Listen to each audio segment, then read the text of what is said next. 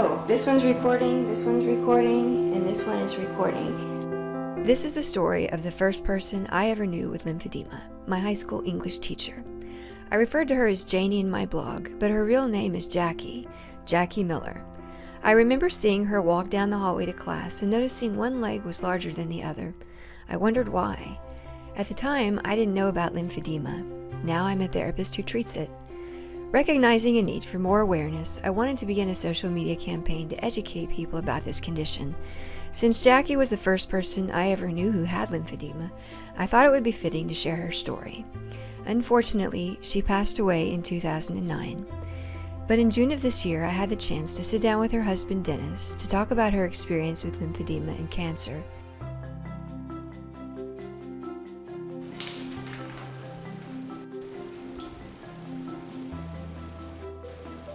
Is that notepad full of questions? No. I can ask a lot of questions though. Dennis remarried after Jackie's death, and both he and his wife Jane were present. I had no idea all that Jackie went through, or the courage and discipline she showed as she dealt with not only one cancer diagnosis, but 4 types of cancer and several complications as a result of those cancers. This is Jackie's story. We began in 1979. Going through her medical records, I learned that she had Jeff, and it was just the following year that she was diagnosed with Hodgkin's lymphoma. About 6 months after he was born. Her health issues started in January, and she started having some unwanted temperature swings, fevers, and then it developed into some fever plus night sweats. She would wake up at night and her clothing would be wet and her pillow would be wet. Then as that progressed, we just kind of felt like it was a bad case of the flu. But following a visit to the doctor's office, it was determined that her blood cells were out of line, and that's kind of what got things started as far as the diagnosis with her Hodgkin's disease. Jackie began treatment for Hodgkin's disease, which included 6 months of chemotherapy and a 3-month maintenance follow-up. Chemo kills fast-growing cells, like some types of cancer, but it also kills normal fast-growing cells, like those found in bone marrow, hair follicles, and the digestive tract.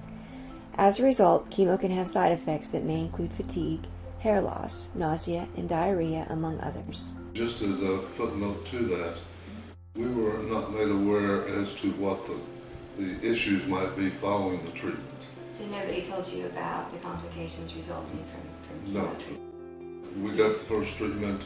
She felt fine after the first treatment, and we left the hospital, and by the time we got to O'Fallon, she was nauseated, sick. She was pretty sick at that time, just from the treatment. As the treatments continued, she would be very wiped out. A lot of times she would have issues with diarrhea and nausea. She was teaching at the time, wasn't she? Yes. Theoretically, she didn't take a leave or anything. I mean, there were days that she probably shouldn't have been there, and she was, but they were very supportive of her situation at the high school and what was going on and how she was going to have to be receiving treatments. And she ended up going into remission and was clear of cancer for a couple of years anyway, right? Right. By 1981, Jackie had finished all chemo and gone into remission. Although her cancer would continue to remain in remission a while longer, another concern would come into play: lymphedema. In April 1982, Jackie noticed her left ankle was swollen. The immediate concern was cancer recurrence. However, after being admitted to the hospital, all testing was negative for cancer. Medical staff assessed swelling using an edema grading scale. Jackie's swelling was graded to be 2+.